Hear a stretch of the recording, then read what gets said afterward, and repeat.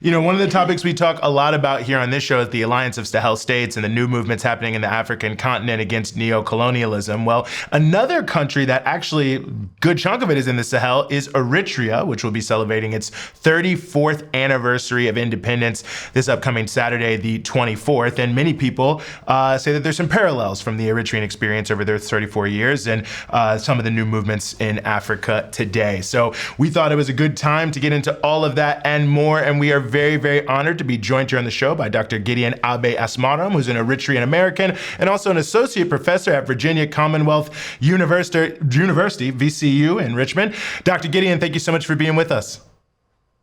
Thank you for inviting me, Eugene and Rania. Nice to join the two of you. I am an admirer of your show. Thank you very much, and happy Independence Day. Yes, absolutely. And we appreciate you joining us. And I guess I wanted to start a little bit with my introduction. I mean, a lot of talk, and rightfully so, about what we're seeing in Burkina Faso, Niger, Mali, the alliance of Sahel states, and sort of a new wind sweeping across Africa against neo-colonialism. So 34 years later, Eritrea, which has quite the reputation for self-reliance and Pan-Africanism, I wonder what you think this 34 years of Eritrean experience has to offer to those who are just emerging in the last couple years on the continent against neocolonialism? Well, I have to say they have to stay the course. Opposing imperialism and neocolonialists is not an easy task, and Eritrea is a prime example of that. When you try to swim against the tide of imperialists and neocolonialists, you would be bad-mouthed, given all kind of names that tarnish your image based on disinformation, not based on facts. So anyone who wants to chart their own independent course have to stay the course. Because as Abdurrahman Mohammed Babu, the late Tanzanian minister and journalist, had said long time ago, in fact, 1985, this would be the 40th anniversary of his visit to liberated Eritrea. This is about 6 years before independence. Had said that he had seen the future of Africa in Eritrea, and it works. So it's not an easy task. This alliance of Sahelian states, by the way, the Sahel starts from the Red Sea, goes all the way to the Atlantic, and part of Eritrea, or most part of Eritrea, is part of the Sahel. If you are going to swim against the tide of Western imperialism, you need leadership that are courageous, corruption-free. Secondly, you need to chart your own independent foreign policy. You do not have to dance to the tune of others. Secondly, of course, you have to be self-reliant. The moment you depend on others to finance your budget, to do your work for you, your homework for you, just like the English saying, whosoever pays the piper calls the tune, you would not have independence of mind. Cultural identity. We as Africans have to remain ourselves. We shouldn't sort of scramble to be cheap imitations of the West. So in that sense, we should respect ourselves, we should respect our language, we should respect our indigenous progressive culture. The culture that says for the community rather than for me. That means this egocentric behavior that we see in the West. It's foreign to Africans. You need to protect your sovereignty. You need to make sure that you are in charge of your organic and indigenous values. So take whatever you may, if they are good from the East, from the West. But for heaven's sake, all the progressive and community-centered cultures and values of Africa has to remain with you. And so that's at least the leaders of this Mali, Burkina Faso, Niger. They would be bad-mouthed. They will be tarnished. There would be propagandas against them, starting just like what we saw with the ECOWAS countries. Your own neighbors, your own brothers and sisters would be pressured to work against you, like what had happened to Eritrea in the neighborhood where Eritrea is. We have leaders in that region, in the Horn of Africa, that are willing to die for the West rather than for their own brothers and sisters, that are trying to lick the boot of foreign leaders in London, in Paris, in Washington, rather than serving the needs of their own people. So I would say Eritrea, from all what it went through this past 34 years, but to be honest, 80 plus years. In all honesty, Eritrea should have been independent in 1941 when the Italians were kicked out. But the British, as caretakers, tried to divide Eritreans along religious lines, ethnic lines, dismantled Eritrea's infrastructure to the tune of, in today's inflation-adjusted dollars, about $8 billion. They literally stole Eritrea in order to prove that Eritrea is not economically viable. Eritrea is divided, and they want to give Eritrea to their ally, subservient Ethiopia, which was backward, feudalistic country. So when we talk about Eritrea and some of its neighbors and then surrounding African countries beyond just its neighbors, Eritrea has a higher life expectancy, higher literacy rate, higher employment rates than even some of Africa's richest countries like Nigeria, even South Africa, and some of these social categories. So I'm curious if you could talk a bit about what accounts for these successes. Well, Eritrea's development is people-centered. The ideology of Eritrea is social justice. We shouldn't be focusing on the haves, neglecting the have-nots. So in that sense, since independence, out of its meager resources, and irrespective of all the pressures that it faces from those that do not want it to prosper and live in peace, Eritrea have free education from elementary all the way to university level. So an Eritrean student who is doing really well does not have to worry about financing her education. Secondly, health services is free. The country is not wealthy, but it doesn't want to compromise the health of a single child, a single mother. Therefore, you have free health services. Secondly, the development in Eritrea is bottom up. You cannot afford to neglect the ruler side just to show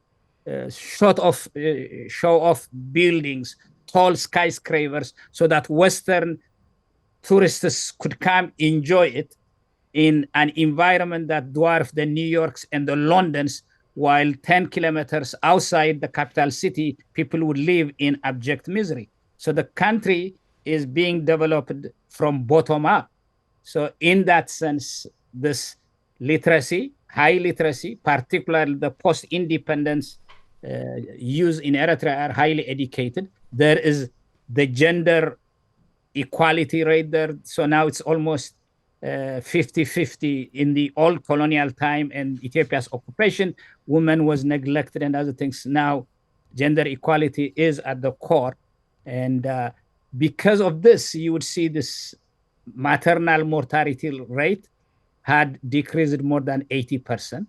The number of schools, to give you an example, when I was going to school in the 1970s, Eritrea had 3 secondary schools outside the capital, 3. Now that is about 120, 114.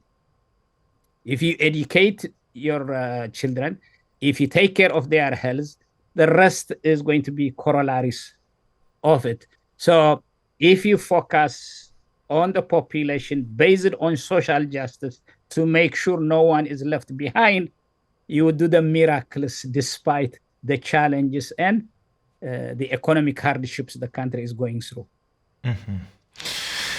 Dr. Gideon, the last time I was in Asmara, I was there when President Isaias was in Moscow. It was a big topic of discussion. And of course, Eritrea has been very engaged with a number of the BRICS nations. I think Eritrea is actually now chairing the AU group at the United Nations, member of the Group of Friends in Defense of the UN Charter, which also includes many BRICS nations. So even though it may be a small nation on the map, very involved diplomatically, both on the continent and around the world. And I guess I just wonder how you reflect on the role Eritrea is playing and could play in this evolving multipolar world and on the continent as we at least hopefully move towards greater African unity, which I think many people would like to see.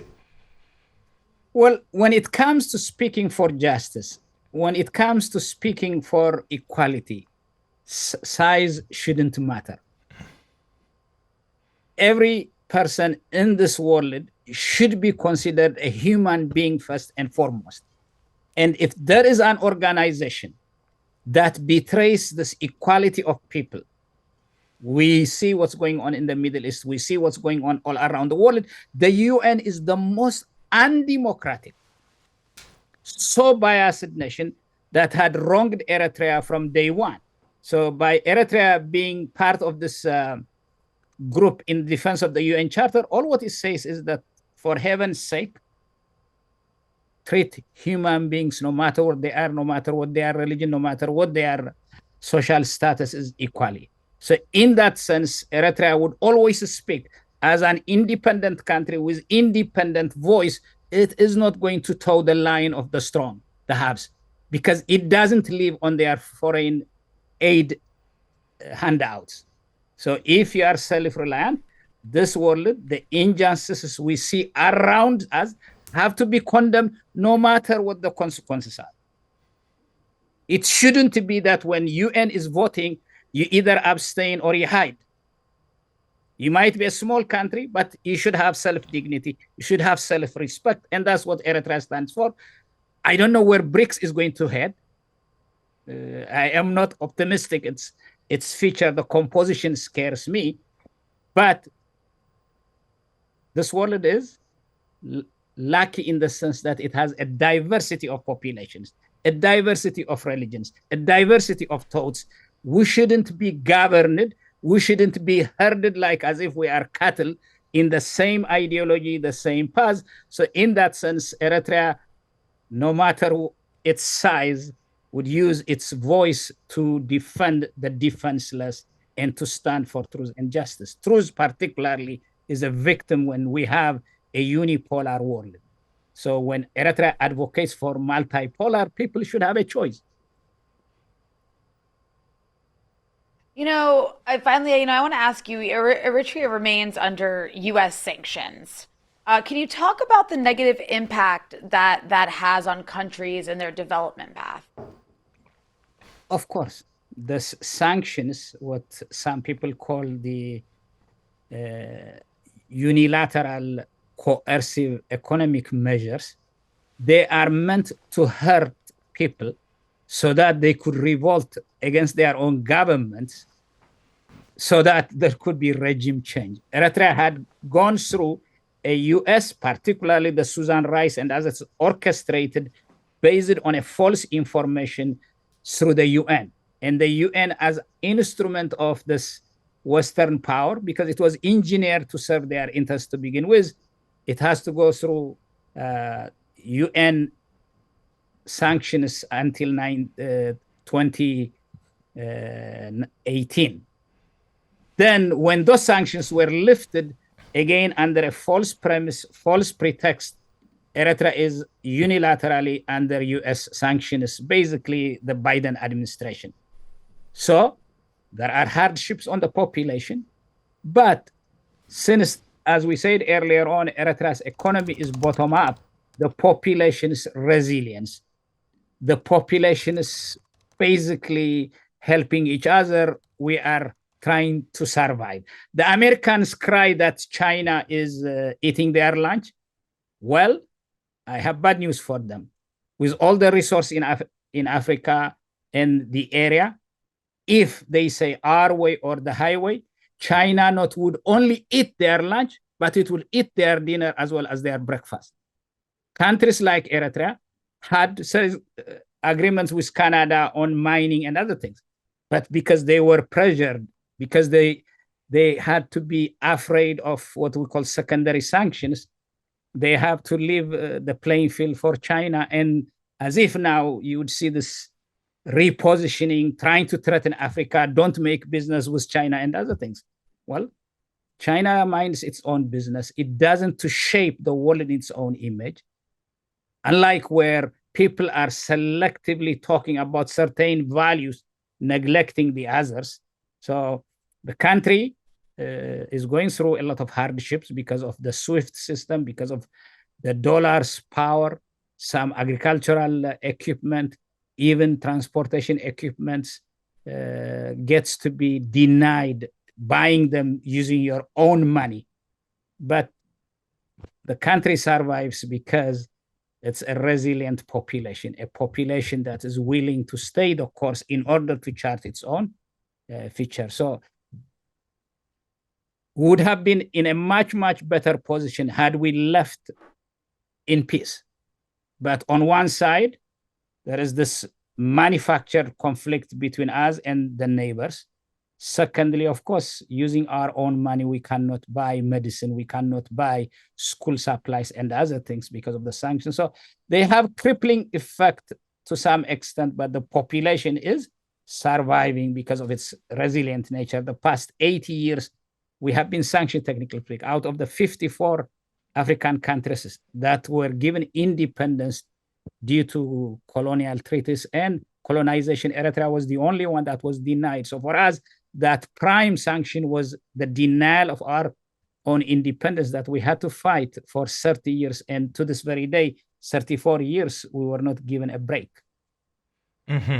Well, as the saying goes, the dog barks, but the camel keeps on walking. 34 years of independence, Eritrea continuing to move forward, and I think showing some important things for important developments on the African continent. Dr. Ghidewon, as always, well, this is the first time on the show, but great to have you here on the show. So I should say, as always, for the future, great to have you here. Thanks for giving us some of your time. Pleasure is mine. Thank you, both of you. Keep up the good work.